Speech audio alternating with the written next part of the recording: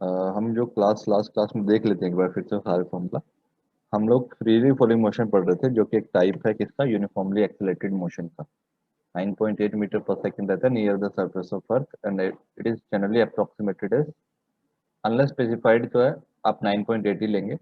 If specified then it can be approximated as 10 metre per second square. Meaning हमने समझ लिया था कि ग्रेविटी का ही है। एनालिसिस में हम सर्च करने जा रहे थे तो हमने इसमें क्या क्या पूछ सकता था, टाइम ऑफ फ्लाइट देखा था, मैक्सिमम हाइट रीच कितना कर सकता है, और दूसरा देखा था अगर बॉडी किसी के ऊपर किसी हाइट से फेंक दिया, ठीक है, या ड्रॉप किया, एक वो केस, और किसी स्पीड से फेंक दिया वो केस। मतलब ये चार केस जो सबसे इजी वाले केस हैं इसके अंदर। अब इसके एनालिसिस में जब जाएंगे ना तो कॉम्प्लेक्स होते रहेंगे, क्योंकि प्रॉब्लम को वो ट्विक करते रहेंगे। तो आज मैं जो आपको कुछ बेसिक प्रॉब्लम कराऊंगा इसके ऊपर, या जो इन जनरल जितना भी हम पढ़े हैं अभी तक का, और वो बहुत बहुत ज्यादा टफ नहीं होंगे, ठीक है, जो आज अभी हम करने वाले हैं ना। तो टाइम ऑफ फ्लाइट देखा था हमने, ऊपर जाने का टाइम था यू बाई जी, नीचे आने का भी टाइम था यू बाई जी, और टोटल टाइम 2u/g था। एनालिसिस किया था कि हम मोशन को ब्रेक करके एनालाइज कर सकते हैं, अपवर्ड मोशन डाउनवर्ड मोशन को इंडिविजुअली। साइन कन्वेंशन का ध्यान रखना है कि साइन कन्वेंशन हमें इस तरीके से लेना है कि जो भी इनिशियल मोशन का डायरेक्शन है that must be your positive direction, और उसके अपोजिट जो भी वेक्टर होंगे they will be considered as negative. Alternative method है कि आप पूरे मोशन को भी स्टडी कर सकते थे इसी केस के लिए, ठीक है, तो उससे भी आंसर सेम जाता है। बस ये ध्यान रखना है, ये जो चार पांच टर्म होंगे ना, AUGSV, ये सब बस थोड़े से ध्यान से लेना है आपको। वो ज्यादा ऐसा नहीं है कि बहुत ज्यादा कॉम्प्लेक्स चीजें हैं, इनको पुट करना है थोड़ा ध्यान से। Time to reach the top, किसी भी पॉइंट पे आपका वेलोसिटी u है, किसी भी पॉइंट पे अगर आपका वेलोसिटी u है, उससे अगर टॉप मोस्ट हाइट तक जाना है तो u/g ही लगेगा। U² by 2g जो है मैक्सिमम हाइट अटेंड था। कहीं से भी किसी ग्राउंड से फेंक रहे हो तब भी, और किसी और हाइट से फेंक रहे हो तो उस लेवल से टॉप मोस्ट हाइट जो जाएगा U² by 2g जाएगा। ठीक है, जैसे आप छत से फेंक रहे हो, छत से फिर वो हाइट भी छत से ही काउंट होगी, एच मैक्स जो होगा ना U² by 2g, फिर वो ग्राउंड से नहीं होगा अगर ऊपर फेंक रहे हो। ड्रॉप कर रहे हो बॉडी को, तो ड्रॉप करने के लिए अगर time to drop by h, अगर आपने जैसे अपने टेबल से कुछ गिरा दिया, पेन को गिरा दिया, तो नीचे जाने का कितना टाइम होगा, root of two twice of H height of the table divide by G. इस तरीके से करेंगे। And velocity of the drop, velocity after dropping by some height H, that will always be root of 2gh। ठीक है, इसका alternative method ये भी कर सकते थे, अगर आप एनर्जी कंजर्वेशन से जाएं। आपने टेंथ में एटलीस्ट पढ़ा होगा या नाइन्थ में पढ़ा होगा कि जो भी एनर्जी होगा mgh, पोटेंशियल एनर्जी का ड्रॉप, वो हाफ mv² में चला जाएगा एनर्जी कंजर्वेशन से। तो यहाँ से भी जो वेलोसिटी आता है ना, वेलोसिटी वो √2gh ही आता है। ठीक है, अगर मैं एनर्जी कंजर्वेशन से अगर लिख देता हूँ साइड में, किसी को अगर स्कूल में ऐसा करना पड़े तो कर सकता है, वैसा कोई इशू नहीं। mgh should be equal to half mv²। कौन सा, इसको क्या बोलते हैं, एनर्जी कंजर्वेशन, ऑल्टरनेटिव है। हाँ, एनर्जी कंजर्वेशन, बट ये हम जब एनर्जी टर्म में आएंगे तब इसको बहुत फ्रिक्वेंटली यूज होगा। अभी आपको ना mgh का मतलब पता है, हाफ mv² बस सुना हुआ है, ठीक है। तो बहुत सारे टर्मिनोलॉजी हैं जो अभी धीरे धीरे अनफोल्ड होंगे। यहाँ से बस ये कर सकते हो कि m कैंसिल हुआ तो v को बस √2gh लिख सकते हो, ये से छोटा हो जाता है ऑलरेडी, ठीक है, ऑल्टरनेटिव है ये।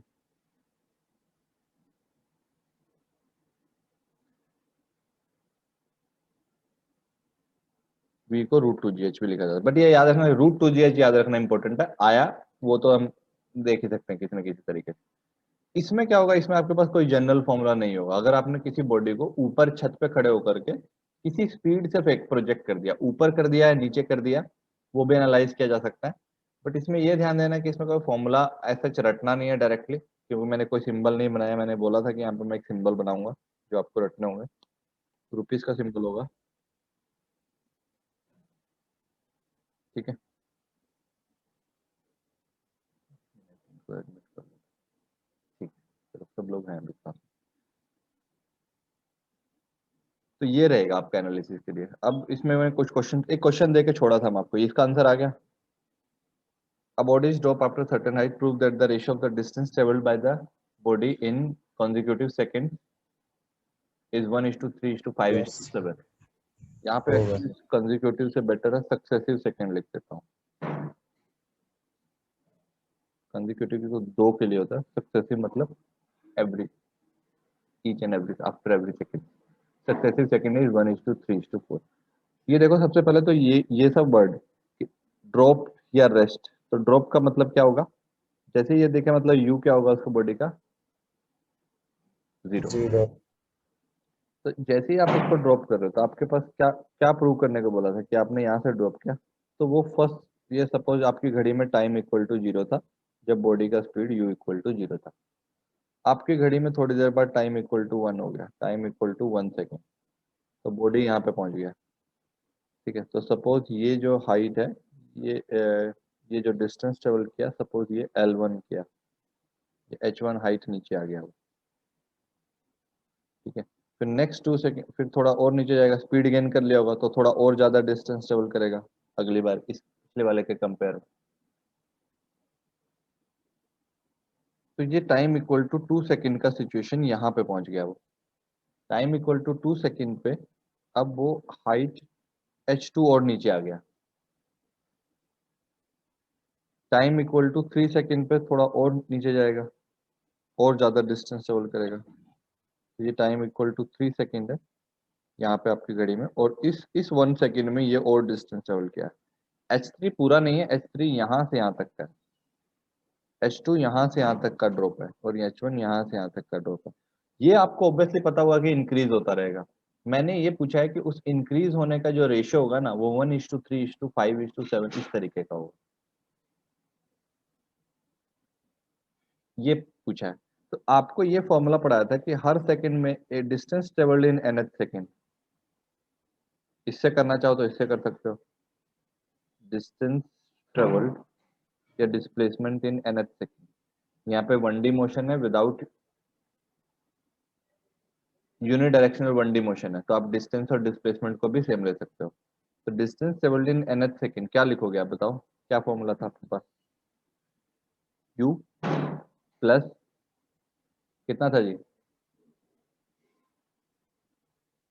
Half of acceleration twice of n-1। जिनको नहीं समझ आ रहा वो देख लीजिए यहाँ तक, कहाँ पे पढ़ा था हमने ये, यूनिफॉर्मली एक्सेलरेटेड मोशन में ये फॉर्मूला। हमने 4 बेसिक इक्वेशन पढ़ी थी, इक्वेशन ऑफ मोशन, इसमें फोर्थ इक्वेशन था u plus half of twice of n-, ये डिस्टेंस ट्रेवल्ड इन nth सेकंड, और इसका प्रूफ भी देखा था हमने ये। ठीक है, आप इस प्रूफ के साथ भी कर सकते हो, अगर प्रूफ लेकर के जाओ कि आपको प्रूफ ही करना है। तो आप H1 को क्या लिखोगे, distance travelled in first second, तो u तो 0 ही है, प्लस हाफ, g को पॉजिटिव ले सकते हो क्योंकि डाउनवर्ड ही मोशन हो रहा है, ट्वाइस ऑफ 1-1 कितना आएगा, H2 कितना आएगा, distance travelled in second second 0 plus half into g into twice of 2-1। H3 कितना आएगा, 0 plus half into g into twice of 3-1 आएगा। इस तरीके से चलते रहोगे तो सारे टर्म आते रहेंगे। बेसिकली ये कितना बचा,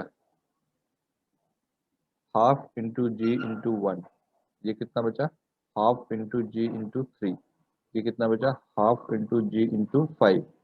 तो रेशियो कितना आ जाएगा, H1:H2:H2:H3, और ऐसा चलते रहोगे तो आपको मिल जाएगा आगे के लिए 1:3:5:7।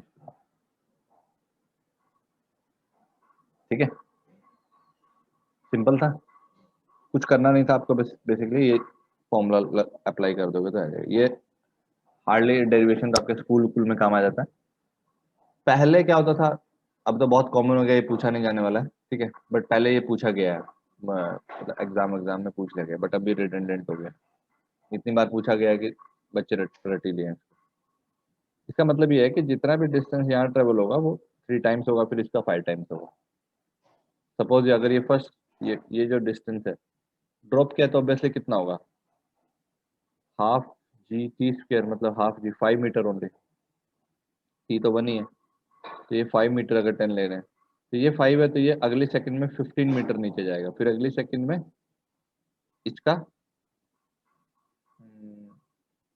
कितना टाइम है, 5 टाइम्स हो, 5 टाइम्स। पहले में अगर 5 है, फिर उसका 3 टाइम्स, फिर उसका 5 टाइम्स, फिर उसका 7 टाइम्स, इस तरीके से चलता रहेगा। ठीक है, चलो आगे चलें। Yes sir. रिवाइज करते हो आप लोग कि नहीं करते हो?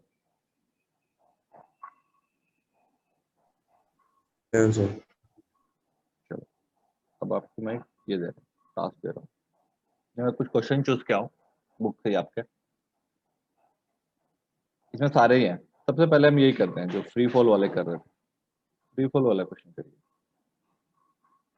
आप क्वेश्चन नंबर 28 अटेम्प्ट करिए। आप अपना, बस आपके पास क्या होना चाहिए,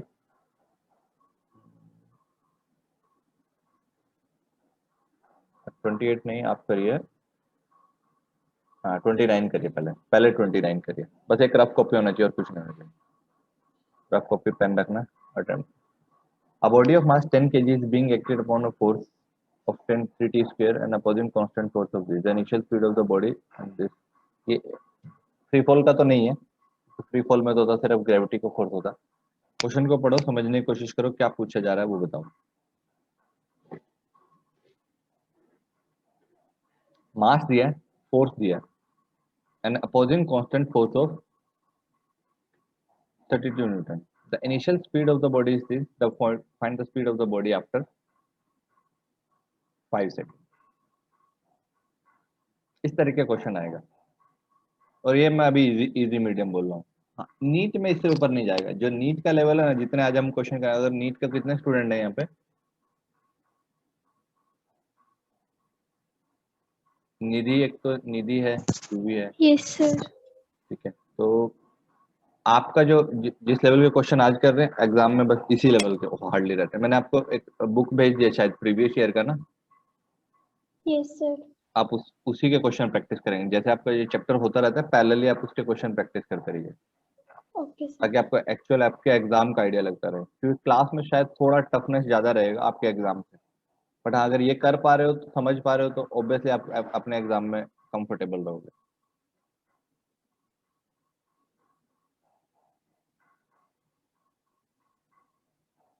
ये बताओ जी, अगर कोई मेरे को हिंट दे सकता है इसको कैसे किया जाएगा, बता सकते हो कोई?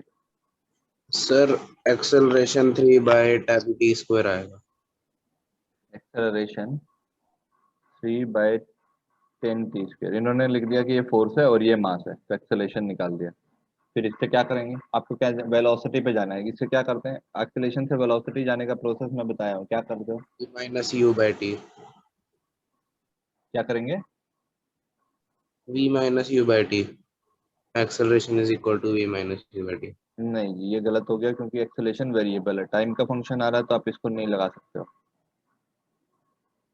कांस्टेंट आता तो लगा पाते। Yes sir. बताया था मैं आपको ना प्रोसेस में। Yes sir. ये फॉर्मूला तभी सोचना है जब कांस्टेंट हो, तो आपको ये फॉर्मूला रिजेक्ट कर देना। अब और सोचो, अरे दिमाग लगाना, कुछ ऐसा नहीं करना कि हम बैठे हुए हैं यहाँ पे दिमाग लगाने के लिए। आप अपना दिमाग ओपन करिए और सोचिए कि इस क्वेश्चन को कैसे किया जा सकता है, हमें ये क्वेश्चन का अटेम्प्ट करना है। अब मैं अगर क्वेश्चन कराऊंगा तो फिर तो ये हो जाएगा ना कि मैं तो अपनी कॉन्सेप्ट क्लियर करके चला गया, क्लास खत्म कर दिया। आपको इन्वॉल्व होके पढ़ना है इसमें। मुझे तो आता ही है, मुझे तो, अब मैं तो 8-10 साल से यही कर रहा हूँ, तो मुझे तो आता ही होगा।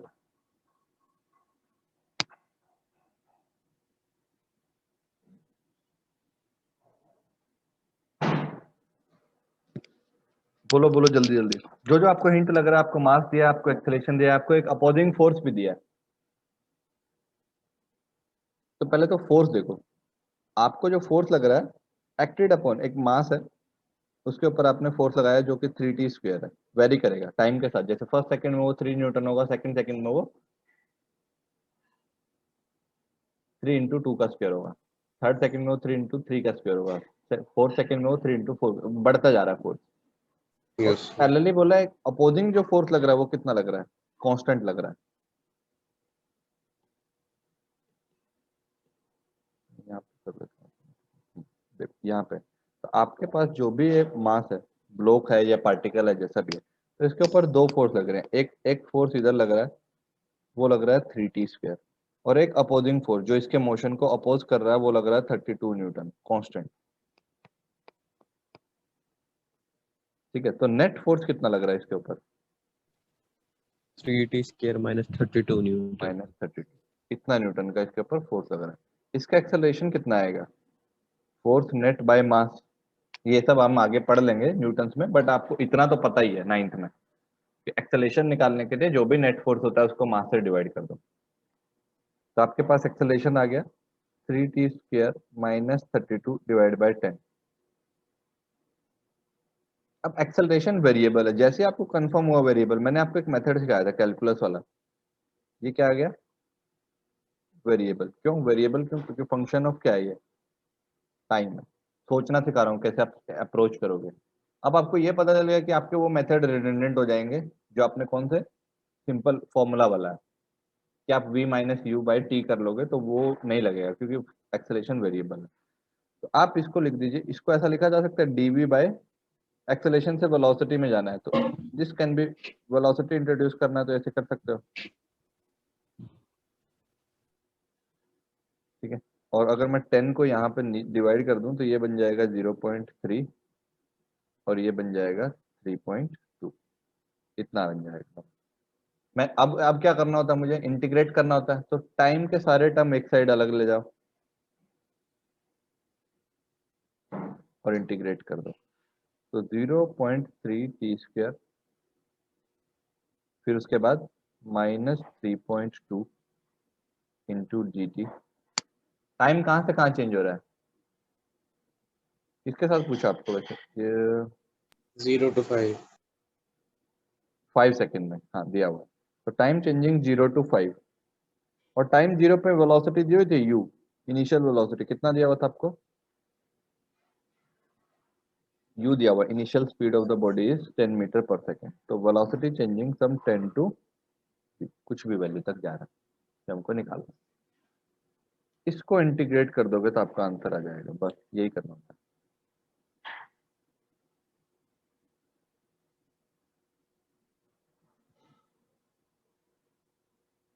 इसको करके जल्दी से बताओ, 1 मिनट है, हार्डली 1 मिनट। और जिसको नहीं समझ आया वो बोलो कि ये क्यों किया, वो बोल सकता है। और जिसका बैकलॉग बचा हुआ है वो अपना बैकलॉग कंप्लीट करेगा जा करके। कोई ऐसा है जिसने अभी छुट्टी उट्टी मारी है, या बस जिसको एकदम हवा नहीं लगेगी, क्या कर दिया?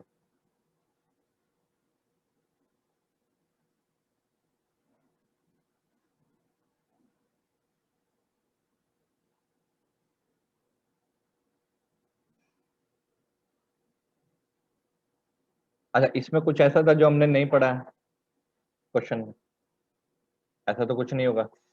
किसी को ऐसा लग रहा है कि फील हो रहा है कि ऐसा तो हमने कभी पढ़ा ही नहीं, तो बहुत एलिनेटेड सा आप कुछ कर दिया प्रोसेस? प्रोसेस आपको समझाया गया, स्टेप्स बताए गए थे कि क्या करना है। प्रोसेस क्या है, आपको पहले एक्सेलेरेशन का फंक्शन को समझना है कि एक्सेलेरेशन का फंक्शन कांस्टेंट है या वेरिएबल है। जैसे स्टेप्स टू डू है, जैसे ही आपको पता चला कि फंक्शन वेरिएबल है, आपको पता चला कि मैं कैलकुलस के थ्रू कर सकता हूँ कि एक्सेलेरेशन से वेलोसिटी जाने के लिए मुझे इंटीग्रेशन का अप्रोच लेना पड़ता है। एक्सेलेरेशन से डिस्प्लेसमेंट या डिस्टेंस पोजीशन तक जाने के लिए भी डबल इंटीग्रेट करना पड़ेगा, पहले वेलोसिटी फाइंड करेंगे फिर वेलोसिटी से पोजीशन। जिसको नहीं देख, एक बार मैं दिखा भी देता हूँ कहाँ पे पढ़ा हमने ये, नॉन यूनिफॉर्मली एक्सेलेटेड मोशन। जैसे ही पता चलेगा कि एक्सेलेरेशन क्या है, वेरिएबल है, तो आपके पास कैलकुलस मेथड है, डिफरेंशियल और इंटीग्रल। एक्सेलेरेशन से क्या करना है, वेलोसिटी फाइंड करना है तो वी विल इंटीग्रेट, वेलोसिटी से पोजीशन तक जाना है वी विल इंटीग्रेट, और उल्टा करना है तो डिफरेंशिएट, नीचे आ रहे हैं हम। ठीक है, यही टूल यूज करें, मतलब आपको स्टेप्स आ जाए, माइंड में आने चाहिए कि इस तरीके से अप्रोच होगा क्वेश्चन। इसको निकाल के जल्दी बताओ आंसर क्या आ रहा है, ABCD। Sir B. बी आ रहा है 6.5, आप सब लोगों का।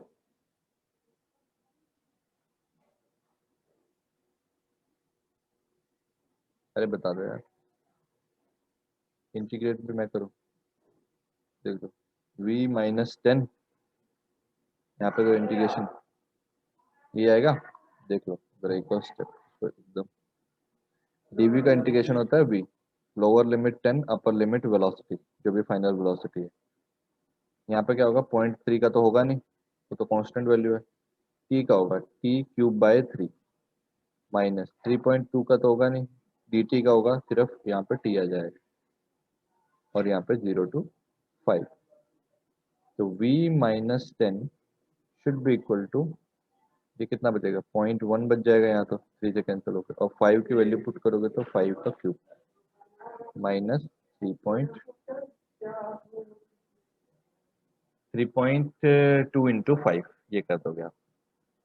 बताइए, अब तो आ जाना चाहिए। तो v minus 10 should be equal to कितना आएगा, ये 125 12.5, और यहाँ से कितना आएगा 0 16 16। तो वेलोसिटी आ जाएगा आपका, उधर जाके ऐड हो जाएगा 22.5 माइनस 6.5 मीटर पर सेकेंड। कितना आंसर आ जाएगा अगर करने के लिए जाओगे इस क्वेश्चन को, तो आपका आंसर आएगा ये। इसमें दिक्कत है किसी को अभी समझने में? No sir. चलो आगे चलो। सर बोलो। सर एक बार वो स्टेटमेंट एक्सप्लेन कीजिए ना, वो 29 वाला एक बार। अगर स्टेटमेंट एक्सप्लेन करो, यस सर। स्टेटमेंट में ये बोल रहा, देखो आप स्टेटमेंट पढ़ो। A body of mass, suppose ये बॉडी कोई भी ले लो, ये सैनिटाइजर ले लो, ठीक है, ये एक बॉडी है, 10 kg का बॉडी है, सपोज आप इसको माइंड में ऐसा अजम्पशन रखिए। अब body is acted upon bye a force, इसको एक फोर्स लगाया जो कि वेरिएबल है, जैसे मैं इसको वेरिएबल मतलब एक फोर्स लगाया, force is equal to 3t square. उस 3t स्क्वायर से मुझे पता चला that is variable, it is a function of time, ठीक है। अब जैसे मैं इसको अपने हाथ यहाँ पे रख लेता हूँ और मैं इसको फोर्स लगाना अप्लाई करना शुरू कर रहा हूँ, बट पैरेलली मुझे पता है कि मेरे हाथ से इस पे फ्रिक्शन भी लग रहा है, ये ड्रैग कर रहा है इसके ऊपर, that's why there is some opposing force, but that opposing force is constant because it is given that after there is some opposing force. Opposing force means it acted opposite to the motion, but that value is constant, that is 32 Newton. तो आपके पास दो force लग रहा है, this force is increasing continuously 3t square. Initially this force was 0 because 3 into 0 at time t equal to 0 if you put it, तो आपको मिलेगा 3 into 0 का square, then at 1 second you will get 3 into 1 square, 2 second पे 3 into 2 square. तो this force is continuously increasing, और एक opposing force है वो कांस्टेंट है, तो धीरे धीरे क्या होगा, ये चलना शुरू होगा, मोशन होगा इसका। उसी फोर्स को मैंने बस यहाँ पे इस तरीके से रिप्रेजेंट कर दिया कि there is two forces, suppose this force is applied by one agent, this force is applied by another agent. Agent उसमें नहीं जा रहे हैं, एजेंट कौन है, क्यों एक्ट कर रहे हैं, हम डायनेमिक्स में नहीं जा रहे हैं, factor responsible for these forces नहीं, हम बस मोशन को स्टडी कर रहे हैं। इस फोर्सेस का इफेक्ट होगा acceleration, acceleration will change the velocity, और वेलोसिटी कैसे चेंज होगा वो देख लिया, कितने से कितना होगा, ये स्टडी किया। फोर्स कैसे आ रहा है उसके अंदर अभी नहीं जा रहे हैं, वो अभी हमारा न्यूटन्स लॉ और ये सब का पार्ट है, ठीक है। आगे चल सकते हैं, कुछ भी डाउट है तो Yes, sir. सीधी डाउट है तो पूछ सकते हो। आपके दिमाग में क्या आया कि क्यों समझ नहीं आया आपको ये स्टेटमेंट?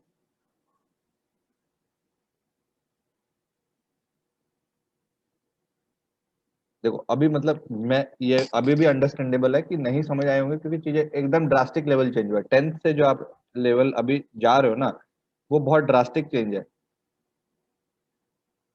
वहां पे क्या होता था, एक मोनोटोनस प्रोसेस था, आपको बस स्पून फीडिंग टाइप का होता था कि भाई ये एक लिमिटेड रिसोर्स है, इससे कर लीजिए, लिमिटेड नंबर ऑफ क्वेश्चन थे, आप अटेम्प्ट करके खुश रहते थे, ठीक है। बट यहाँ पे प्रोसेस को ही समझना पड़ेगा, आपके पास कोई क्वेश्चन बैंक का लिमिटेशन नहीं है। आप प्रोसेस ये समझ लोगे ना, जो ये प्रोसेस है इसको समझ लोगे तो यहाँ वैल्यू चेंज हो जाए, कुछ भी हो जाए, प्रोसेस यही रहेगा कि एक्सेलरेशन वेरिएबल हो तो आप वेलोसिटी निकाल सकते हो इस प्रोसेस के थ्रू, ये प्रोसेस है। अब वैल्यू कुछ भी होती रहे, जब ये प्रोसेस या समझ आ जाएगा, याद रहेगा, तो आप क्वेश्चन कर पाओगे, कुछ भी रहे। तो नंबर ऑफ क्वेश्चन तो इन्फानाइट है, मतलब उसको नहीं समझ सकते वो, मतलब टास्क ही ऐसा। जैसे अगर आपको बोले कि न्यूज़पेपर आ रहा है और न्यूज़पेपर याद रखना है, तो ऑब्वियसली यू कैन नॉट, मतलब हर न्यूज़ को याद नहीं रख सकते हो। बट एक प्रोसेस होता है न्यूज़पेपर, आपको पैटर्न समझ आ जाएगा। जब आप रोज न्यूज़पेपर पढ़ोगे तो आपको पता चलेगा ये न्यूज़ 10 दिन बाद रिपीट होगी। अभी पैलेस्टीन में कुछ हुआ तो आपको पता है कि 4-5 दिन बाद फिर से कोई आर्टिकल लिखेगा पैलेस्टीन के ऊपर, फिर से कुछ होगा, फिर कुछ और होगा, फिर कुछ और होगा। तो वो पैटर्न समझ आ जाता है। कोई न्यूज़ याद नहीं रखता है, उसको वो पैटर्न समझ आ जाता है। तो यहाँ पे भी वही है, ये प्रोसेस समझना ज्यादा जरूरी है, जो प्रोसेस हो रहा है जो। और एक आप पहले तो अगर कोई भी क्लास मिस कर रहा है ना, तो प्लीज डोंट डू दैट। कि एक क्लास में इतना सब्जेक्ट, इतना वेरिएशन का वैरायटी कवर हो जाता है ना, जो थ्योरी वाला क्लास होता है। ये तो आज से क्वेश्चन ही कर रहे हैं, तो कुछ मिस भी हो गया तो कोई ऐसा नहीं है, आप कहीं और से प्रैक्टिस कर लोगे। बट उसमें बहुत कवरेज होता है, और वो मतलब ऐसा फ्लो है उसका, मतलब ऐसा है जैसे आप अभी आपने समझा, मैंने ये चार्ट बनाया हुआ है। तो यूनिफॉर्म मोशन के बाद यूनिफॉर्म एक्सिलेटेड मोशन है, फिर नॉन यूनिफॉर्म मोशन है, फिर फ्री फॉलिंग मोशन है।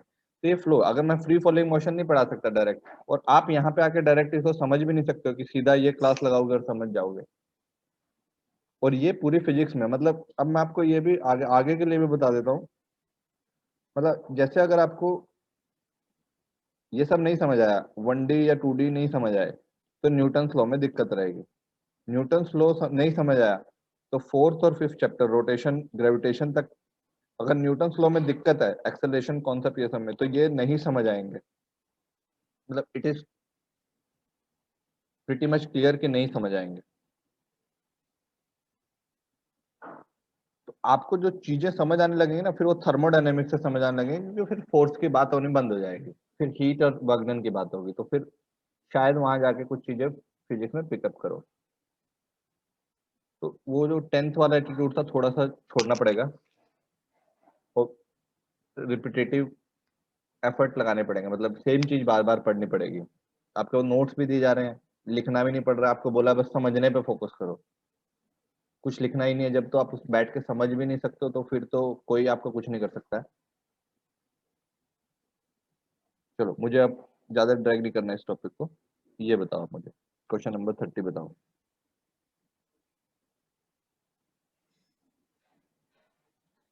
A stone is thrown vertically upward when the stone is at a height of half its maximum height. Its speed is 10 meters. Then the maximum height attained by the stone. वो question मैंने आपको बताया था ना, कि वो सीधा you square by 2g नहीं पूछेगा। वो सब स्कूल के क्वेश्चन होते हैं, कि आपको बोला नीचे से फेंक दिया और ऊपर गया, तो वो क्वेश्चन में वेरिएशन लेकर के आएगा। क्वेश्चन में वेरिएशन क्या लेके आया? A stone is thrown vertically upward, the stone is at a half of maximum height. जब वो H capital H maximum height h/2 पे था, then its speed is 10 metre पर second. Then the maximum height attained by the stone is. कोई करके बता सकता है जल्दी से? अगर मैं आपको 1 या 1.5 मिनट दूं। वैसे तो 1 मिनट भी बहुत ज्यादा है, अगर जिसको समझ पाया। ट्राई कर लो एक साथ। कर लीजिए ट्राई, हाँ, क्योंकि आपको ही ट्राई करना है, मुझे तो आपको टाइम देना है। इसके लिए 1 मिनट का टाइम है, सोचिए, समझिए, अटेम्प्ट करिए।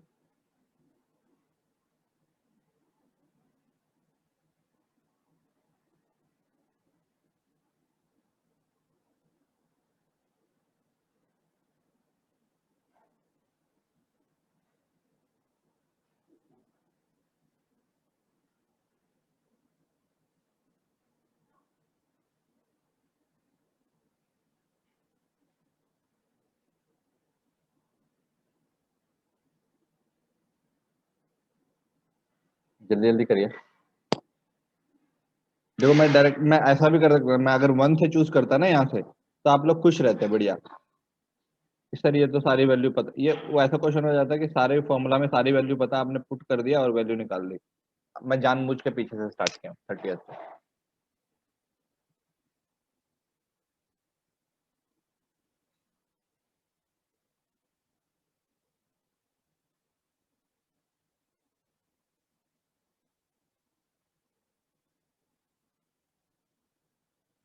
Stone is thrown vertically upward. आप इसका पहले सबसे पहले डायग्राम बनाना सीखो। जो भी क्वेश्चन, देखो मैं हर क्वेश्चन का डायग्राम बनाऊंगा, जब तक मुझे वो डायग्राम में समझ नहीं आएगा तब तक नहीं निकलेगा, माइंड में नहीं निकलेगा। फॉर्मूला नहीं है कि आपके पास सीधा लगाया और निकल गया।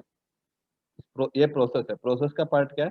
फिजिक्स के हर क्वेश्चन को, ये हर हर जगह अप्लाई होगा। फिजिक्स के हर क्वेश्चन को डायग्राम में कन्वर्ट कर दो। आपका अपना रफ डायग्राम रहेगा, बट डायग्राम कुछ होना चाहिए। यहाँ पे ग्राउंड है, आपने एक बॉल को फेंका, ठीक है, और वो जो है आपका चलना ऊपर फेंकना, इनिशियल वेलोसिटी से फेंका तो कुछ मैक्सिमम हाइट तक गया और वापस आ गया, ठीक है। दिया क्या क्वेश्चन में? एक मिनट।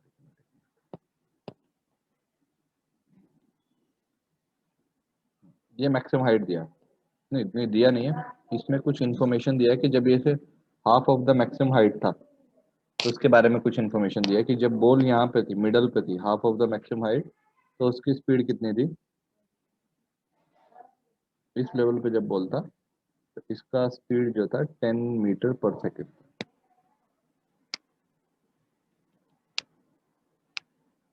यही दिया हुआ है, मैंने इसमें कुछ एक्स्ट्रा तो नहीं ऐड किया।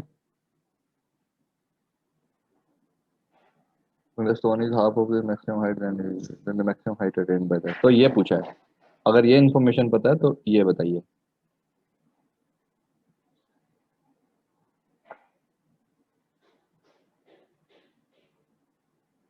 और ये h/2 दिया हुआ है।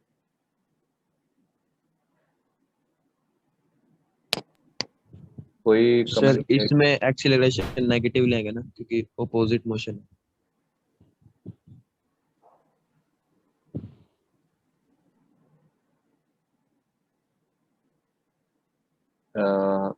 कैसे करने चाह रहे हो आप? क्या क्या निकालने की कोशिश करोगे, पहले मुझे ये बताओ।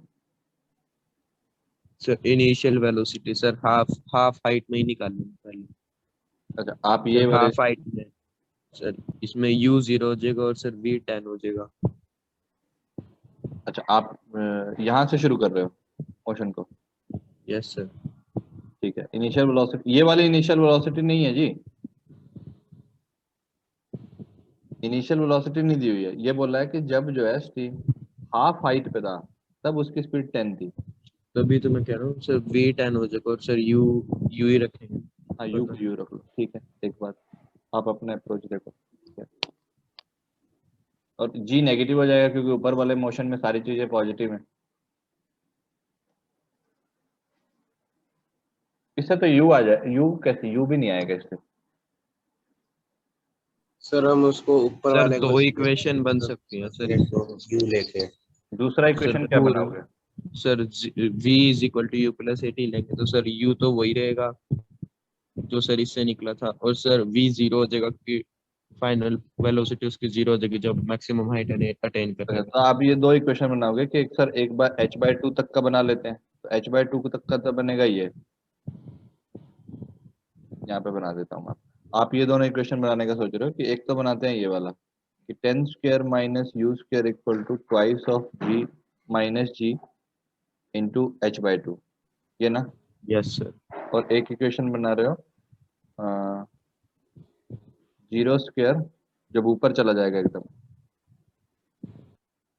Zero square minus u square should be equal to twice of minus g into h, यही ना।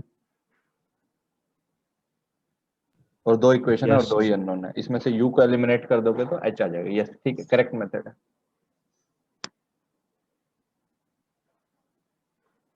मतलब एक वन ऑफ द मेथड है और एकदम सही भी है। आपने क्या किया सर, मोशन को दो मोशन में ब्रेक कर लेते हैं कि एक मोशन तो मैंने u मान लिया, तो एक मोशन को यहाँ से यहाँ तक का स्टडी करते हैं। उसके लिए तो क्या लिखूंगा, मुझे मेरा v पता है, मेरा u पता है, 2 पता है, g पता है और h पता है, डिस्प्लेसमेंट पता है, तो मैंने सारी वैल्यू लिख दी। फिर एक मोशन यहाँ से यहाँ तक का ले लेते हैं क्योंकि मुझे यहाँ पे भी तो टॉप मोस्ट हाइट पे भी तो वेलोसिटी पता है कि यहाँ तो जीरो जानी है, तो मैंने लिख दिया जीरो यू स्क्वायर 2gh, जब डिस्प्लेसमेंट h होगा तो इतना आ जाएगा। तो मैंने दो मोशन इसके कंसिडर कर लिए, यही में कि एक तो यहाँ से यहाँ तक का मोशन 1 और एक यहाँ से यहाँ तक का मोशन 2।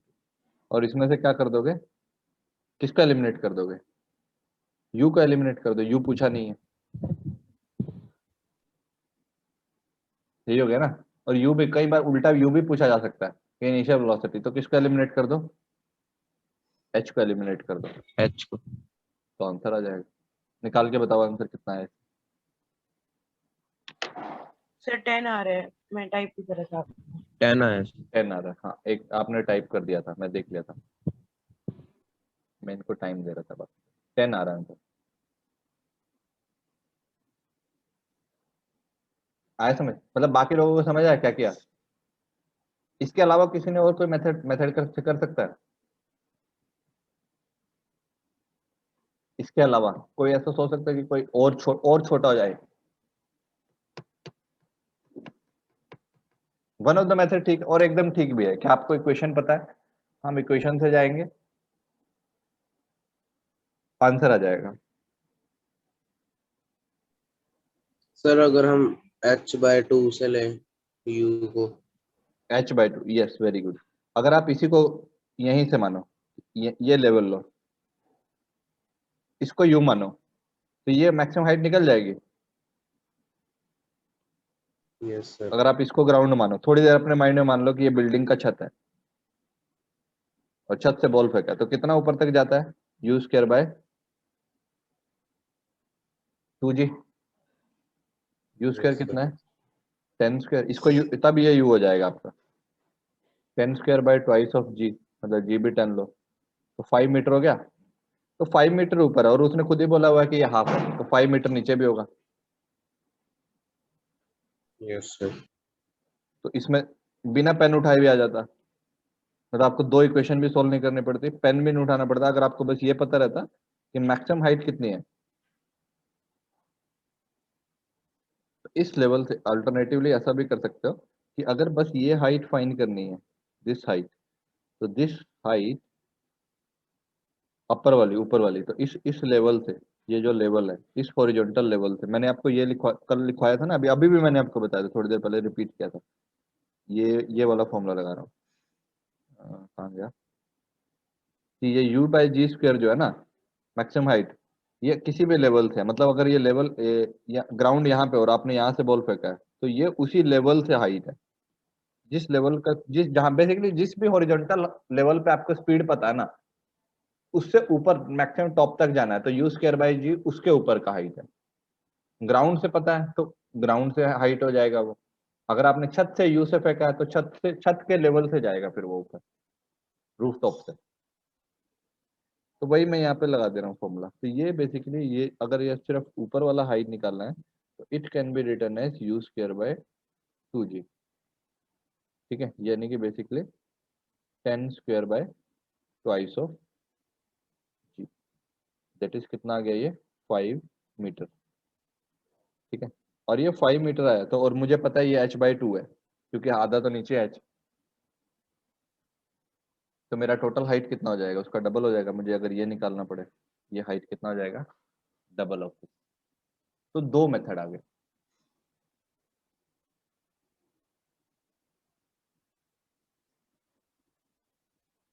ठीक है,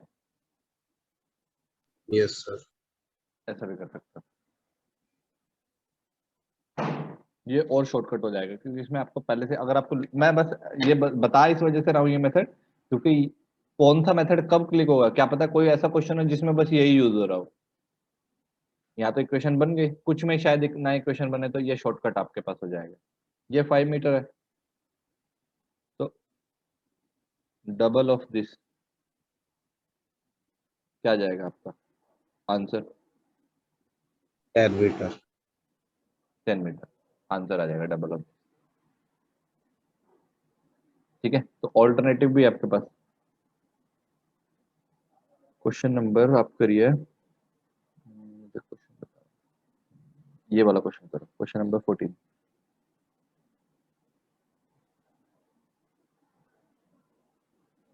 A lift starts from rest. Its acceleration is plotted against time when it comes to rest after height above the starting point. When it comes to rest, its height above the starting point is.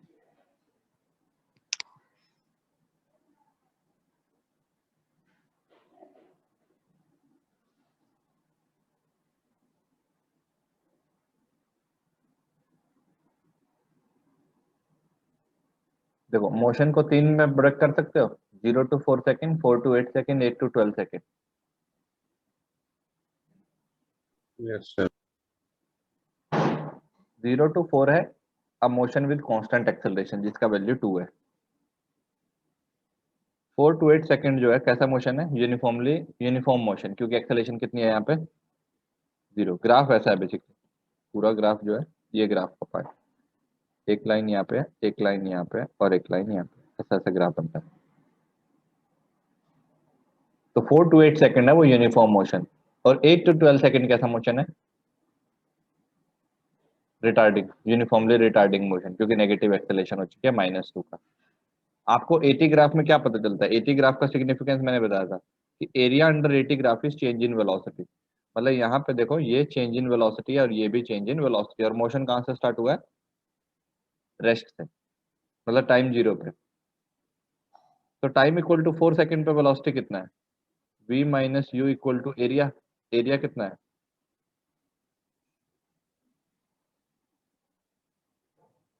4 into 2 8, मतलब 8 metre पर second आ जाएगा। या आप अपनी equation भी लगा सकते हो, अगर आपको ऐसे नहीं जाना है आप अपनी इक्वेशन भी लगा सकते हो, क्योंकि कांस्टेंट यूनिफॉर्म मोशन पता है, कांस्टेंट एक्सेलरेशन है, तो आपकी इक्वेशन वैलिड है।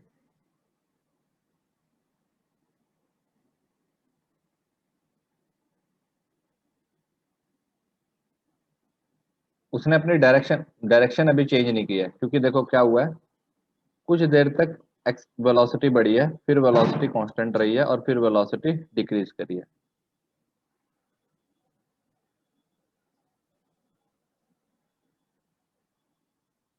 कुछ देर तक वेलोसिटी इंक्रीज करी है। ये वेलोसिटी का अगर नहीं है, वेलोसिटी का अगर बनाते तो क्या होता, अगर इसका वीटी ग्राफ बनाऊं तो आपको समझ आ जाएगा। वीटी ग्राफ में क्या है, एक्सेलेरेशन क्या होता है, जो 2 है ये उसका स्लोप होगा, तो मतलब पहले acceleration velocity positive, slope positive है, फिर स्लोप 0 है और फिर स्लोप नेगेटिव है। तो ये वीटी ग्राफ है,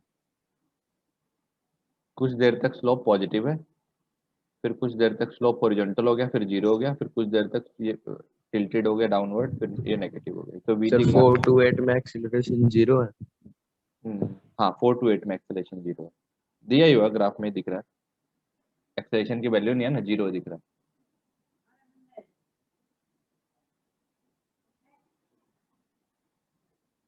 ठीक है,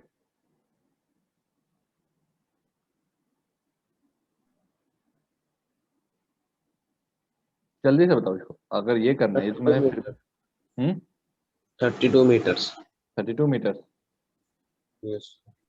मतलब आपको ये तो समझ आया ना, यू टर्न नहीं आया अभी, क्योंकि वेलोसिटी पूरे टाइम नेगेटिव, वेलोसिटी बढ़ी, वेलोसिटी कांस्टेंट हुई और वेलोसिटी 0 हो गई। ये वेलोसिटी नेगेटिव होती तो बॉडी यू टर्न लेता। तो बेसिकली पूरे टाइम लिफ्ट क्या हो रही थी, लिफ्ट ऊपर गई, फिर कांस्टेंट वेलोसिटी से चली, फिर लिफ्ट रिटार्ड हुई, ऊपर ही जा रही, रिटार्ड हो रही है, रुक गई जाके, जैसे नॉर्मल लिफ्ट का मोशन होता है। क्या करते, बटन दबाया, एक्सेलरेट हुई, फिर कांस्टेंट वेलोसिटी से चली और फिर जाके रुक गई।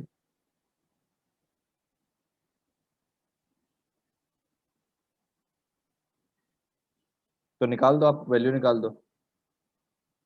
तो फर्स्ट 4 सेकंड में कितना डिस्टेंस ट्रेवल करेगा, आपको 12 सेकंड का डिस्टेंस निकालना है, तो S1 निकाल दो आप। 3 मोशन में ब्रेक करके डिस्टेंस निकाल दो, अगर आपको ऐसा करना है, इजी करना है तो निकाल दोगे। S1 कितना आएगा फर्स्ट मोशन का, यहाँ से यहाँ तक का, 0 to 4 सेकंड का, ये है 0 to 4 सेकंड का। इनिशियल वेलोसिटी था 0, क्योंकि रेस्ट से स्टार्ट हुआ था, तो यूटी तो आएगा नहीं, और हाफ एक्सेलरेशन कितना है 2, और टाइम का स्क्वायर कितना, 4 सेकंड का स्क्वायर। S2 कितना आएगा, अब तो वेलोसिटी कितनी हो गई है, वेलोसिटी यहाँ पे कितनी हो गई है, वेलोसिटी पता करनी पड़ेगी, नहीं तो नहीं आएगा। वेलोसिटी कितनी आएगी 8। 8, क्योंकि u plus 80 a into time, u तो 0 है, तो आपका वेलोसिटी आ जाएगा a है आपका 2 इंटू 4, मतलब 8 मीटर पर सेकेंड। तो S2 होएगा यूनिफॉर्म मोशन, मतलब अब चलेगा वो 8 मीटर पर सेकेंड से कितने टाइम के लिए चलेगा, 4 सेकेंड, 4 सेकेंड के लिए। ये कौन सा, 4 to 8 सेकेंड। और फिर S3 कितना आएगा, सर इसका 64 आएगा, वो मैंने गलती से बोल दिया 52। और फिर से उतना ही मोशन रिटार्ड होने में मिलेगा। Yes sir. ये दोनों सेम होंगे। इसको आप उससे भी निकाल सकते हो, v square minus u square equal to 2s से, अगर वैसा निकालना चाहो तो S3 जो होगा वो S1 के इक्वल ही होगा, क्योंकि रिटार्डेशन भी सेम है, जितना देर उसने एक्सेलरेट किया उतनी देर रिटार्ड करना पड़ेगा रुकने के लिए।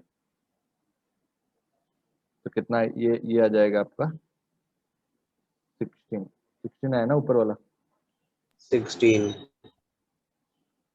ठीक है। तो कुछ जैसे मैंने ये अभी अंदाजे से लगा दिया कि मेरे को पता है भाई, यहाँ देखो S2 कैसे निकालना, एक बार S2 निकाल दीजिए। S2 मैंने क्या किया, S2 में एक्सेलेरेशन है नहीं, तो वेलोसिटी इनटू टाइम किया है बस। S2 जो है ना, ये जो है S2, it is nothing but velocity into time, speed into time. क्या करते हैं, नाइन्थ का फॉर्मूला ना, कि जब भी एक्सेलेरेशन नहीं होती है, बॉडी कांस्टेंट स्पीड से चल रही है, तो क्या करते हो, डिस्टेंस कैसे आता है, speed into time. Speed into time. Speed कैसे आ गई, स्पीड मैंने 4 सेकंड पे स्पीड निकाल लिया। कैसे निकाल लिया, मेरे को देखो u तो था नहीं, u प्लस 80 होता है, u तो था नहीं, 80 आ गया, 80 कितना आ गया 8, 8 तो वो 4 सेकंड तक इसी स्पीड से चलेगा, 8 से ही चलेगा, तो कितना डिस्टेंस ट्रेवल करेगा, 8 इंटू 4 सेकेंड।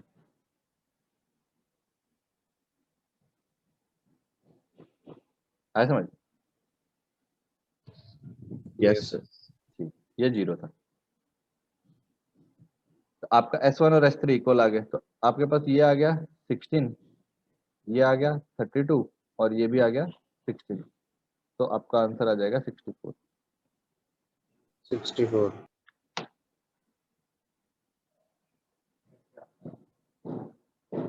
आया समझ, आगे देखो।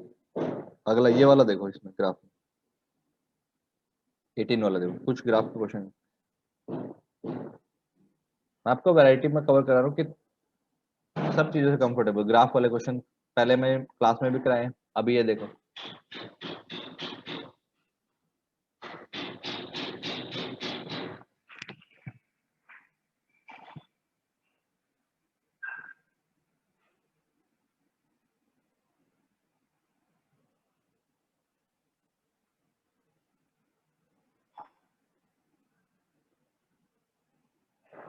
बोलो बोलो 18।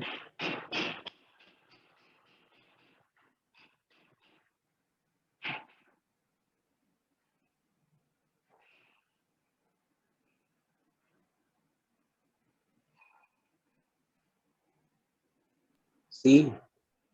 Figure show velocity time graph. अब देखो, इसको देखते सी ही एस। इसको देखते ही सबसे पहले क्या पता चला, इसको देखते, एक मिनट होल्ड करिए, एक मिनट होल्ड।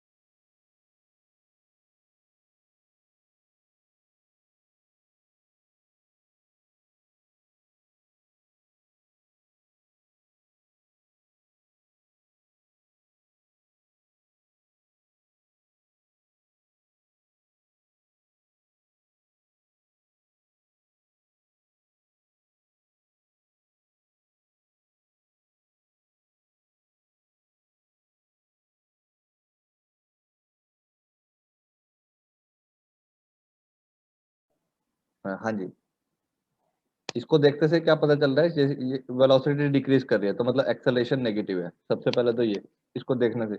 इसमें और क्या, एक्सेलेरेशन कैसे आएगा, स्लोप, जो इससे पता, इसको देख, इसके बिना ही, ऑप्शन के बिना ही स्लोप कितना आता है, वर्टिकल हाइट और हॉरिजॉन्टल हाइट का रेशियो, मतलब 10/1 आएगा। एक्सेलेरेशन है 10/1 और एक्सेलेरेशन साइन के साथ है -10, ये पता चल गया, 10 - 10 metre per second square. Displacement कैसे आएगा, डिस्प्लेसमेंट आएगा ये वाला एरिया, तो यहाँ तक डिस्प्लेसमेंट है पॉजिटिव, उसके बाद है डिस्प्लेसमेंट नेगेटिव, अगर यहाँ तक जाओगे तो total displacement may be positive may be negative, depending upon किस टाइम तक का पूछा है। इतनी इन्फॉर्मेशन तो डायरेक्ट आ जाती है, अब इन्हीं का यूज करना है। और एक्सेलेरेशन कांस्टेंट भी है, क्योंकि स्ट्रेट लाइन ग्राफ है, वीटी ग्राफ। अब देखो आप, the particle start from origin particle origin से स्टार्ट कर रहा है। करेक्ट पूछा है या इनकरेक्ट पूछा है? करेक्ट स्टेटमेंट ही पूछा है। बताओ, ऐसा कहीं पर लग रहा है आपको कि पार्टिकल इनिशियल पोजीशन दी हुई है क्या कुछ? No sir. No sir. आपको नहीं नहीं बता सकते। इनिशियल वेलोसिटी दी हुई है यस सर। Yes sir. और एक्सेलेरेशन भी पता है। Yes sir. The particle crosses is initial position at t equal to 2 second. वापस वो अपना t इक्वल टू 2 सेकेंड पे इनिशियल पोजीशन क्रॉस करेगा। यस ऑब्वियसली करेगा, क्योंकि देखो कुछ देर तक क्या हो रहा है, इसका डिस्प्लेसमेंट पॉजिटिव है, फिर कुछ देर तक नेगेटिव है, और ये दोनों एक दूसरे को कैंसिल कर देंगे। मतलब कुछ देर वो इधर चला है और फिर उतनी देर वापस आया और फिर उधर ही चलता रहा। तो यहाँ पे क्या होगा, एक सेकंड आगे गया और फिर एक सेकंड क्या आया, पीछे और अपनी पोजीशन पे आया और फिर आगे चलता रहा। तो 2 सेकंड पे द पार्टिकल क्रॉसेस, ये स्टेटमेंट एकदम ठीक है। Average speed of the particle in the time interval 0 to 2 is 0।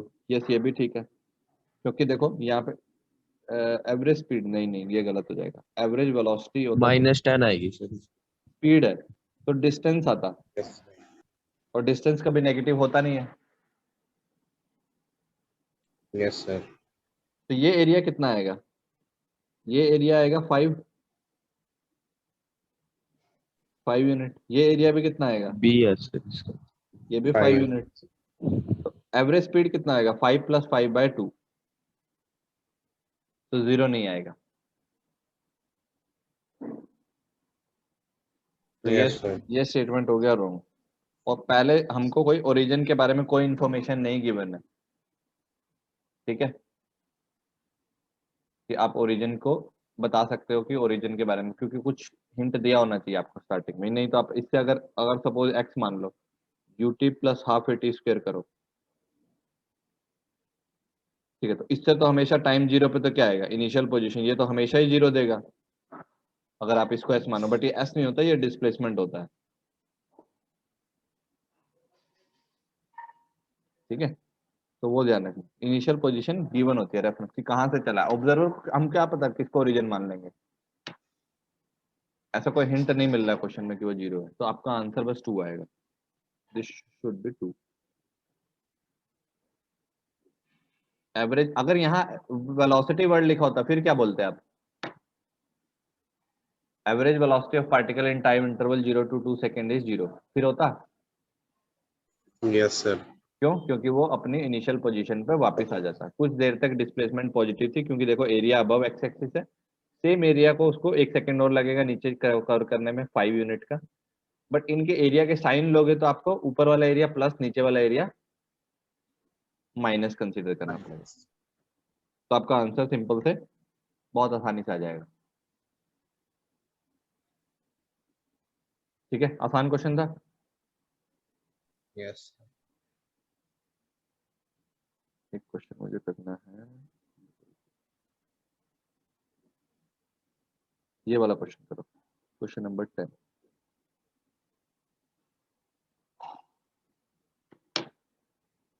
देखो क्या पूछा। अब पार्टिकल 2D का है। 2D मतलब अभी 2D वो वाला 2D नहीं कि प्रोजेक्टाइल प्रोजेक्टाइल, बट कर पाओगे। A particle move in x y plane with velocity vx और vy दिया हुआ है। If it passes through a point this, then the equation of path will B.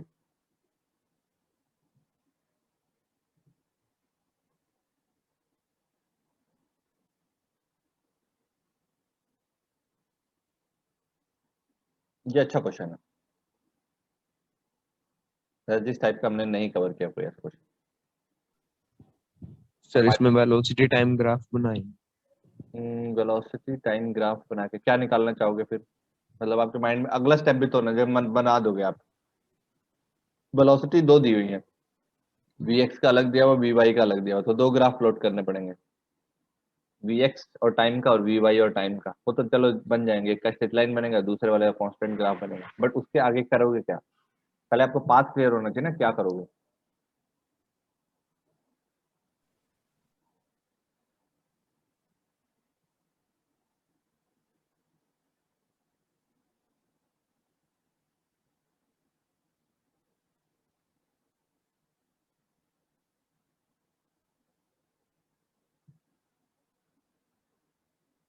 बोलो, कोई अगर सोच सकता तो।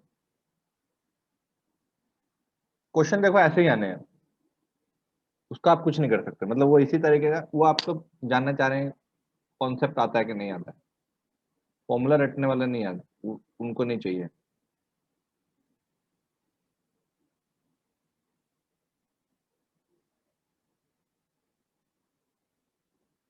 ठीक है, चलो मैं कराता हूँ, कि आप पहली बार कर रहे हो, इस टाइप का क्वेश्चन है।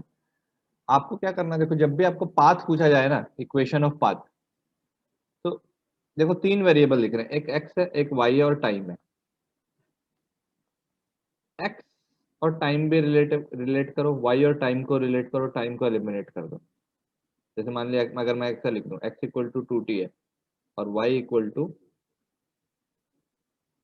टी स्क्वेयर है, ठीक है। तो अगर टाइम को एलिमिनेट करना है तो टी की वैल्यू ऐसा पुट की जा सकती है, यहाँ पे टी की वैल्यू x/2 पुट की जा सकती है, यहाँ से पहले इक्वेशन से दूसरे में पुट कर दो, तो अब किसकी इक्वेशन आ गई, वाई एक्स की आ गई। तो जब भी आपको ऐसा पूछा जाए वाई और एक्स में रिलेशन हो, पूछा जाए डायरेक्टली, और तीसरा वेरिएबल टाइम या कोई ऐसा और कोई वेरिएबल हो, तो उसको एलिमिनेट कर दो।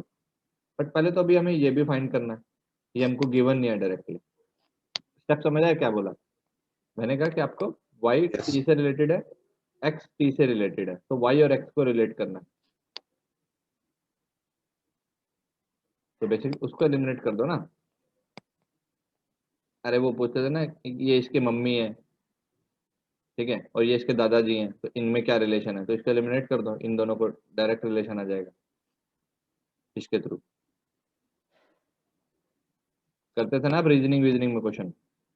Yes sir. हाँ, तो वही है कि जो अगर सेम पैरामीटर पे डिपेंडेंट है तो उस पैरामीटर को एलिमिनेट कर दो, तो दोनों डॉट्स एक साथ कनेक्ट हो जाएंगे खुद ही। ये आपने 10th में भी किए होंगे, फिर 9th में भी किए होंगे कभी ना कभी। और कुछ है नहीं मुश्किल, अगर मैंने वाई और एक्स में रिलेशन चाहिए तो बेसिकली टाइम को टी को एलिमिनेट कर दो, क्योंकि टी दोनों के अंदर है। तो अब बट ये एक्स और टी कहाँ से आएगा, उसके लिए देखो उन्होंने वेलोसिटी का इक्वेशन दे दिया। देखो वेलोसिटी से एक्स पे जाने के लिए क्या करना पड़ता है, वेलोसिटी दिया है आपको, पोजीशन चाहिए, तो क्या करना पड़ता है, इंटीग्रेट। इंटीग्रेट। तो वेलोसिटी से इंटीग्रेट जाना है, तो आपको बेसिकली जो वी एक्स होता है, अब देखो, अब जैसे स्टेप समझ आया मुझे, वी एक्स गिवन है क्वेश्चन के अंदर, वी एक्स गिवन है और वी वाई गिवन है, तो मैं अगर इसको यूज करूं तो मैं बोल सकता हूं कि वी एक्स कितना लिखूंगा, वी एक्स को मैं लिख सकता हूं d x by D T, लिख सकता हूँ px is equal to d x by D t. और वी वाई को क्या लिख सकता हूँ, ये मेरा d y by D t, rate of change of y, और ये होता है rate of change of x, ठीक है। और जनरल वेलोसिटी को मैंने बताया ना, कई बार यूज होंगे ये, वेलोसिटी को कई बार D x by D T लिख देगा क्योंकि एक वेरिएबल में मानेगा, कई बार D R by D T लिख देगा कि पोजीशन मानेगा, पोजीशन वेक्टर ही मानेगा इसको पूरा, ठीक है। तो वो थोड़ा सा ध्यान रखें, ये इंटरचेंजेबल है, कई बार यूज होंगे टर्म कि अब सर ये भी D x by D T क्यों नहीं लिखा, क्योंकि अब हम कोऑर्डिनेट मान रहे हैं, एक्स को कोऑर्डिनेट मान रहे हैं, एक्स उसकी कोई जनरल पोजीशन नहीं है, एक्स उसके सिर्फ एक्स को कोऑर्डिनेट चेंज होने का स्पीड जो है वी एक्स है। आपको ये दिया हुआ है d x by D t दिया हुआ एच टी माइनस टू, और डी वाई दिया हुआ है 2 d y by D t, तो यहां से निकाल लो एक्स और यहां से निकाल लो वाई,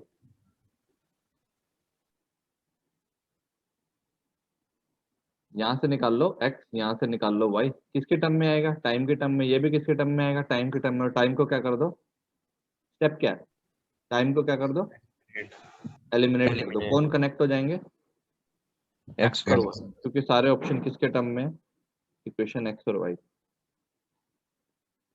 अब जैसे मान लिया आज कर लिया ये क्वेश्चन, अब अगली बार जब आएगा ना तो कोई दिक्कत नहीं होगी, चाहे एक्सेलरेशन भी दे दे, क्योंकि अगर मान लिया एक्सेलरेशन दिया तो एक्सेलरेशन से वी एक्स जा सकते हो और वी एक्स से एक्स जा सकते हो, एक्स आ जाएगा टाइम के टर्म में।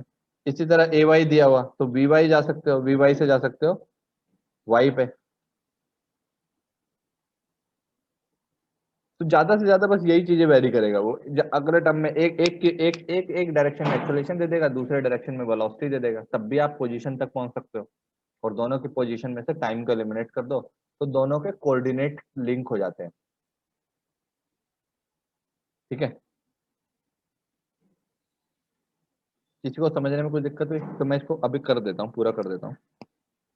ये तो स्टेप्स था कि आपको मेथड क्या प्रोसीड करना है।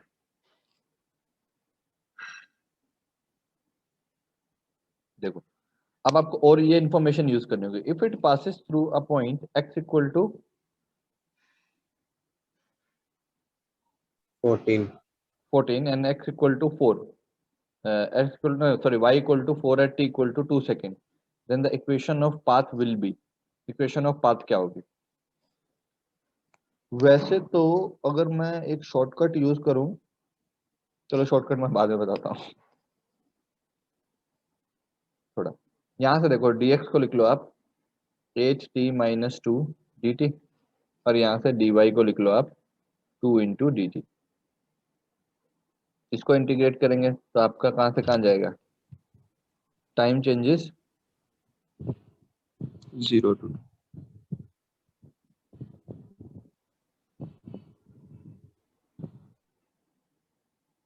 0 टू t, कोई रैंडम ले लो अभी तो।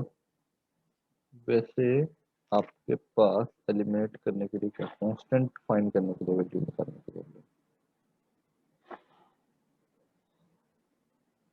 2 सेकंड ना, x equal to 4 y equal to 2, इसमें अगर पुट ही कर दो ना तो भी आ जाएगा।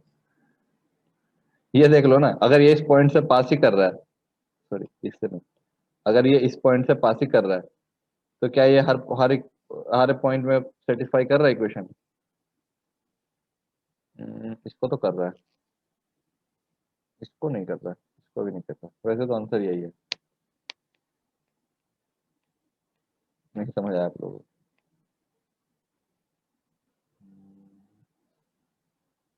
16 14 is equal to 14 बी में आ रहा है सर, बाकी में अलग आ रहा है। बी में ही आ रहा है सर सर। यहाँ बाकी पे में भी तो आ रहा है, क्या अलग आ दिक्कत है? यहाँ पे भी आ रहा है। नहीं नहीं ऐसा नहीं हो रहा है, सारे ऑप्शन ठीक से बनाए हुए हैं उसमें। देखो यहाँ पे 14 16 प्लस 4 माइनस 6, तो यहाँ पे भी कितना 14 ही आ रहा है। यहाँ पे कितना आ रहा है 16 माइनस 4 प्लस 2, अभी भी 14 आ रहा है। तो आपका वो तुक्के वाला तो नहीं चलेगा।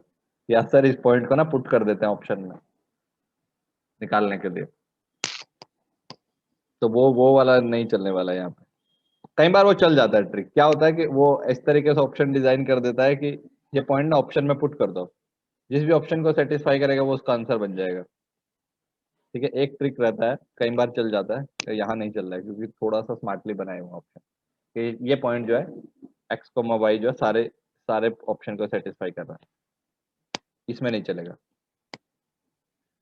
हाँ, अब देखते हैं। हाँ ये वाला कर लो आप, यहाँ से निकाल लो एक्स, यहाँ से निकाल लो टी वाई, और उसको वो कर दो, एलिमिनेट कर दो टाइम, आ जाएगा। यहाँ से निकालना x, यहाँ से निकालना y, और दोनों को एलिमिनेट करके ये पुट कर देना। कंडीशन क्या रखनी है? टाइम इक्वल टू 2 सेकेंड पे देखना है साथ में कि वो उन इक्वेशन को सेटिस्फाई कर रहा है या नहीं कर रहा है। वो कोऑर्डिनेट आने चाहिए 14 और 4 के हिसाब से।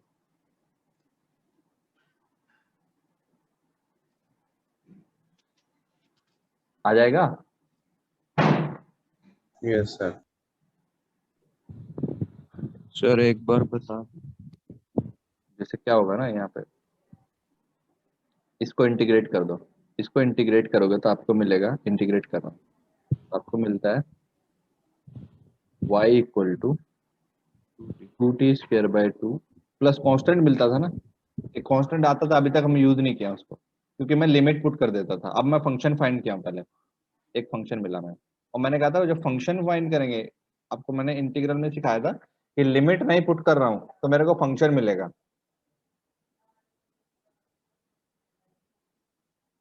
बताया था कि नहीं बताया था? अगर लिमिट पुट करूंगा तो वैल्यू मिलेगी, और लिमिट नहीं पुट करूंगा तो फंक्शन मिलेगा।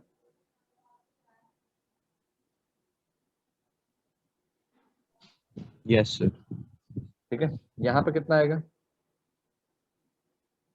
x is equal to 8t square by 2, नहीं नहीं यहाँ पे तो टी स्क्वायर क्यों लिख दिया मैंने, एक मिनट ये गलत कर दिया। डी टी है ना, बस टी नहीं है, डी टी है। डी टी का इंटीग्रल क्या होगा, टी। इसको मैं यहाँ पे बोल देता हूँ कुछ C2। यहाँ पे आएगा 8t² minus 2t plus constant C1, suppose constant C1। तो ये जो है ना, ये कांस्टेंट C1 और C2 को फाइंड करने के लिए दिया हुआ है कि at t equal to 2, x कितना आपका 14 और y कितना आपका 4।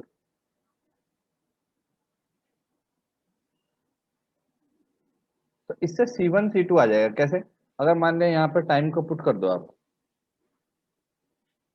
इसको तो चलो मैं यहाँ पे 4 ही लिख देता हूँ, कट करके मैं 4 लिख देता हूँ, क्योंकि यहाँ पे अगर मैं इंटीग्रेट करूंगा ना, इसको इंटीग्रेट करेंगे तो इंटीग्रेट करने पे क्या मिलेगा, 8t² माइनस 2t। तो मैं इसको कैंसिल कर दिया 4 से, तो मैं यहाँ ये लिख दिया।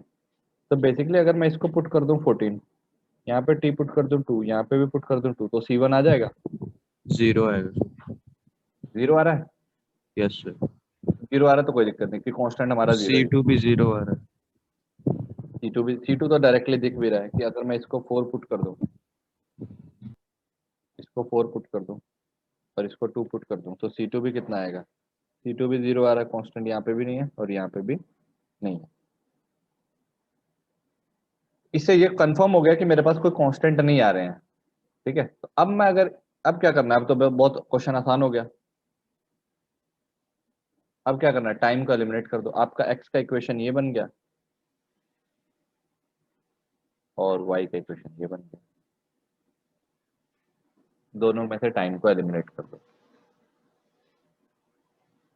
ये देखो, ये एक्स्ट्रा इन्फॉर्मेशन दी होती है कई बार, जैसे मान लिया अगर मैं यहाँ पे 14 की जगह 15 दे देता, तो आपको पता चल जाता कि C1 भी 1 आता।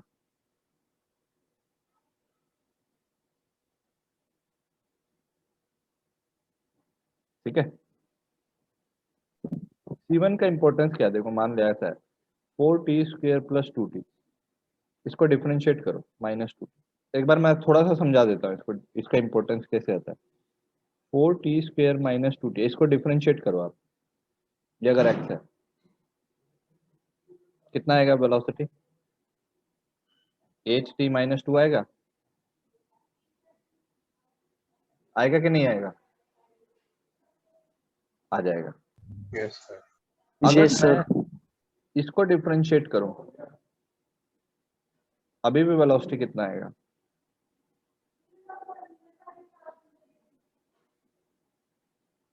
अभी भी इतना ही आएगा, मेरा फंक्शन बदल गया है। तो मतलब ये कांस्टेंट का फाइंड करना जरूरी होता है कि हमारा ओरिजिनल फंक्शन क्या था, वो कहाँ से आता है। उसके लिए हमें कुछ एडिशनल इन्फॉर्मेशन गिवन होती है क्वेश्चन में, जो कि यहाँ पे ये गिवन था कि टाइम इक्वल टू 2 सेकेंड पे मेरी पोजीशन 14 ही होनी चाहिए। तो टाइम इक्वल टू 2 सेकेंड पे मेरी पोजीशन, सपोज अगर ये निकाल दे और 2 पुट करने पे 14 आ ही नहीं रहा था, तो मतलब कुछ और एडिशन होगा यहाँ पे, अगर होता तो। यहाँ तो आ रहा है, इस केस में तो नहीं, दिक्कत नहीं है, पर इन कुछ ऐसे केसेस आपको मिल सकते हैं जहाँ पे कुछ एडिशन हो। दिक्कत क्या होता है, यहाँ पे क्या हुआ था ना, हमको ये वैल्यू गिवन था वेलोसिटी वाला, बट हमको ये नहीं पता था ना ये किससे डिफरेंशिएट होके आया, इससे भी डिफरेंशिएट होके ये आ रहा है, इससे भी डिफरेंशिएट होके ये आ रहा है, अगर यहाँ पे 8 लिख दूं तब भी डिफरेंशिएट होके ये आएगा। तो इससे ओरिजिनल फंक्शन में थोड़ा सा डाउटफुल था कि यहाँ पे कांस्टेंट कुछ भी हो सकता है, सबका डिफरेंशिएशन यही देगा। तो उस कांस्टेंट को फाइंड करने के लिए ना एक बाउंड्री कंडीशन दी होती है। बाउंड्री कंडीशन मतलब एक ऐसी कंडीशन दी होती है जिससे एक कांस्टेंट पता चल जाए। जैसे पॉइंट दिया होता है कि टाइम इक्वल टू 2 सेकंड पे मेरी पोजीशन 14 होगी, उससे क्या पता चल जाएगा कि 2 के पुट करने पे 14 ही आना चाहिए, ऐसा फंक्शन बनाना है। मेरा फंक्शन ऐसा है कि 2 के पुट करने पे मुझे 14 मिले। तो अगर इनका सम मान लिया 12 बन गया, तो इधर कितना 2 यहाँ पे भी होना चाहिए एक्स्ट्रा, ताकि मेरा 14 बने। एक एग्जांपल देके बोल रहा हूँ कि अगर ये सपोज ये 12 बन जाता तो प्लस में 2 भी होना चाहिए।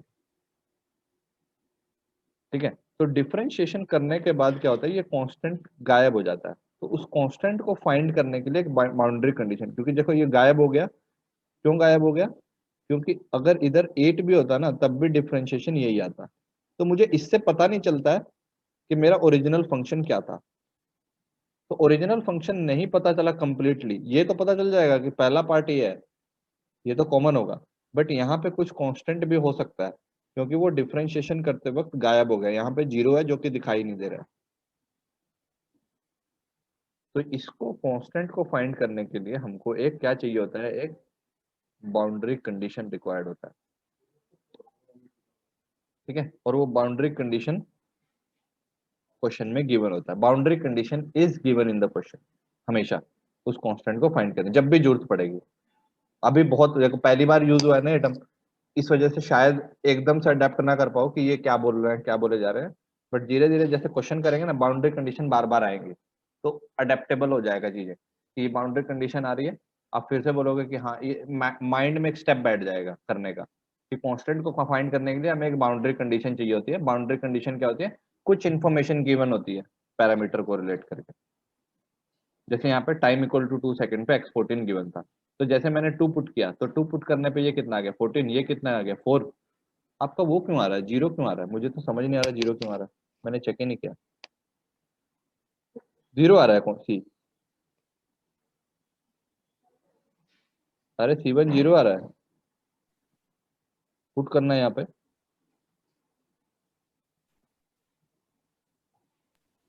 यस सर, दोनों 0 है, C1 C2। ये कितना बनेगा? सर 2 आ रहा है। आ रहा है ना 2, 0 नहीं आ रहा है, 0 यस नहीं आ सर, रहा है, C1 2 आ रहा है सर, C1 2 नहीं आ रहा है। हाँ, मैं इसको चेक ही नहीं किया। मैं अपने माइंड में मैं सोचा कि आप लोग इतना ठीक कर दिए होंगे। देखो पुट करो यहाँ पे, इसको पुट करोगे तो कितना, t इक्वल टू 2 पुट करो, ये पूरा टर्म कितना बन जाएगा 16। यहाँ पे t इक्वल टू 2 पुट करोगे तो ये पूरा टर्म कितना बन जाएगा 4 4 माइनस, और इधर आना है 14। तो बेसिकली C1 कितना आना पड़ेगा अब इक्वालिटी होल्ड 2 करने के सर। लिए? C1 को +2 आना पड़ेगा। ठीक है, तो वो बाउंड्री कंडीशन है। बाउंड्री, ये इनको बोलते हैं, मैं लिख देता हूँ यहाँ पे, वर्ड लिख देता हूँ आपके लिए, इनको बोलते हैं बाउंड्री कंडीशन। और ये हमेशा क्वेश्चन में गिवन होती है, बाउंड्री कंडीशन।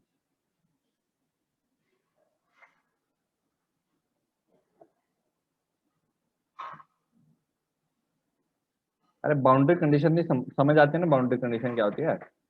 जैसे मान लिया मैंने बोला जी सर। आपके मामा जी का लड़का आया, आपके 3 मामा है, तो बाउंड्री कंडीशन ये भी बताने पड़ेगा ना कि बड़े वाले मामा का लड़का है। तो वो ये होगी बाउंड्री कंडीशन कि मैंने एक इन्फॉर्मेशन और बता दी। अब मान लिया उनके भी 2 बेटे हैं, तो फिर उसमें भी मैंने बताया कि बड़े वाले मामा का जो छोटे वाला बेटा है वो आया है, तो एक और इन्फॉर्मेशन बता दी। तो अब आप रिलेट कर पाओगे। समझाया? तो ये पॉइंट मैंने बता दिया कि मेरा x टाइम इक्वल टू 2 पे x14 था, तो उससे मुझे पता चल गया C1। तो अब x का रिलेशन क्या आ गया, x आ गया आपका 4t² minus 2t plus 2। C1 find करना पड़ेगा आपको, C1 4 आएगा। ये इंपॉर्टेंट स्टेप है, यही ध्यान रखना। ठीक है, और नहीं तो आप ऐसा करोगे, आप इसको क्या करोगे, यहाँ पे C1 लिखो, आप यहाँ पे लिखो x equal to 14, x equal to 14 at time equal to 2 से 2 का square minus 2 into 2 plus C1। तो C1 मिल जाएगा आपको 2। फिर अब आपका आ गया x और y दोनों आ गया, और इसी तरीके से यहाँ कर दो y is equal to 2t plus C2, y आ गया 4 plus is equal to twice of 2 plus C2, तो C2 आ गया 0। तो कांस्टेंट वैल्यू आ गई दोनों। रिलेट कर दो, अब इनको रिलेट कर दो, इनमें से क्या वैल्यू आ गई। टाइम को एलिमिनेट करके देख लो कौन सा वैल्यू ऑप्शन बच रहा है। ये ऑप्शन ए आएगा। इंपॉर्टेंट क्वेश्चन था ये। ठीक है, ये ध्यान रखना, ऑप्शन ए आ रहा ना। वैसे यस +2 सर। उसी के अंदर ही आपको दिख भी गया क्वेश्चन कि पॉइंट इसको सेटिस्फाई भी कर रहा है और +2 भी लिखा हुआ है बाद में x। तो आपका आंसर ए आ जाएगा।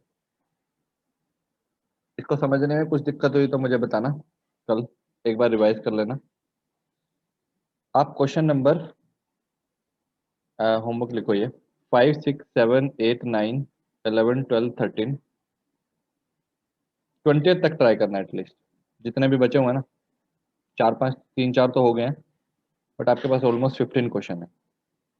ठीक है, इतना कर लोगे, बहुत थोड़ा काम है, 15 से 20th तक।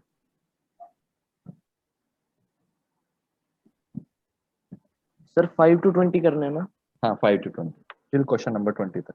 ये आपके पास देखो लेवल 1 है, इजी वाला लिखा हुआ है यहाँ पे, इसको करके आना। ठीक है, कल मिलते हैं सेम प्लेस सेम टाइम। अभी हम कुछ दिन प्रैक्टिस करेंगे ताकि थोड़ा सा 1D 2D ये न्यूमेरिकल वैल्यू से, तब तक आप पैरेलली इंटीग्रेशन डिफरेंशिएशन रिवाइज कर लो। मैं आई विल सजेस्ट कि रिवाइज कर लो, 1 या 2 दिन है, तब तक हम क्वेश्चन ही करते रहेंगे, रिवाइज करके रखो। चलो bye bye, take care. Bye sir. Thank you sir.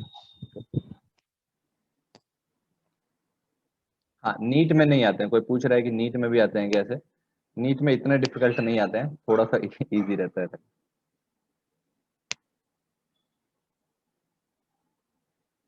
Time कम मिलता है तो आपको थोड़ा सा इतना टफनेस नहीं बढ़ाता।